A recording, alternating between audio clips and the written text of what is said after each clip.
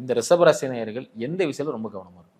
இப்போ என்னன்னாங்க, அவசரப்பட்டு நம்ம வந்து ஓரளவுக்கு நம்ம செட்டில் ஆகிட்டோம், நமக்கு நிரந்தர வருமானம் வருது, லோன் எல்லாம் கொஞ்சம் குறைச்சிட்டோம் அப்படின்ட்டு என்ன பண்ணுவாங்க சில பேர், இது ரிஷபராசிக்காரர்களே கொஞ்சம் ஆடம்பர பிரியர்களாக இருப்பாங்க.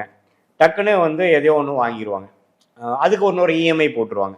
ஏன்னா இப்போ அவங்களுக்கு எப்பவுமே ஒரு டென்ஷனாக இருந்தால் தான் நல்லாயிருக்கும். இப்போ கொஞ்சம் ஃப்ரீயானதை வந்து அவங்களுக்கு தாக்கு பிடிக்க முடியாமல், சரி நம்ம இன்னொரு ஆசை தான் அவங்களுக்கு கொஞ்சம் அதிகமாக இருக்கிறனால, ஒரு கலை சார்ந்த பொருளாக இருக்கட்டும், ஒரு லக்ஸூரியஸ் காராக இருக்கட்டும், ஒரு எஸ்யூவி, ஒரு சாதாரண ஒரு செடான் வச்சுருந்தாங்கன்னா ஒரு எஸ்யூவி போய்க்கிறது, அல்லது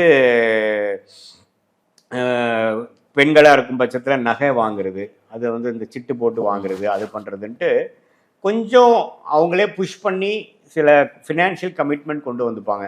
ஏன்னா ரிஷபராசிக்காரர்களே சுக்கிரனின் ராசியாக இருப்பதனால கொஞ்சம் கலை உணர்வும் கொஞ்சம் ஆடம்பர பிரிவர்களும் ஓரளவுக்கு கம்ஃபர்டபுளாக வாழணும்னு நினைக்கக்கூடியவர்களாக இருக்கும்போது, இந்த ஓரளவுக்கு பிரச்சனைகள் குறைந்து ஓரளவுக்கு ரிலேஷன்ஷிப்பில் எல்லாமே கொஞ்சம் நல்லா வரும்பொழுது அந்த பூரிப்பில் என்ன பண்ணுவாங்கன்னா இன்னொரு எக்ஸ்ட்ரா கமிட்மெண்ட்டுக்குள்ளே போகக்கூடிய அமைப்புகள் இருக்குது. அதை வந்து கொஞ்சம் அவாய்ட் பண்ணிக்கணும். குரு எப்போவுமே இந்த மாதிரி பலன்கள் கொடுத்துட்டு இருக்க முடியாது. அதுக்கப்புறம் வரக்கூடிய 6ஆம் இடத்துக்கெல்லாம் குரு போகிறப்ப கடனால் பாதிப்புகள்லாம் கொடுத்துரும்.